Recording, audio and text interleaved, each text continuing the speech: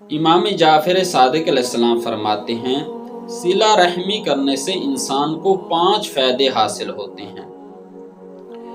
ان میں سے پہلا فائدہ یہ ہے کہ انسان کے اعمال پاک ہو جاتے ہیں۔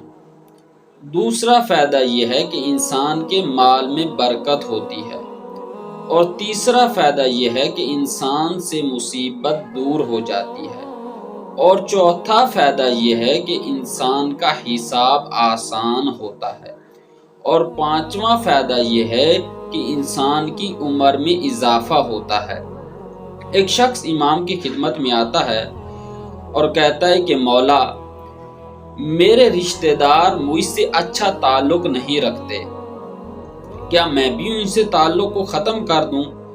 تو امام علیہ السلام فرماتے ہیں کہ آپ ایسا ہرگز نہ کریں، آپ ان کے ساتھ صلہ رحمی کریں۔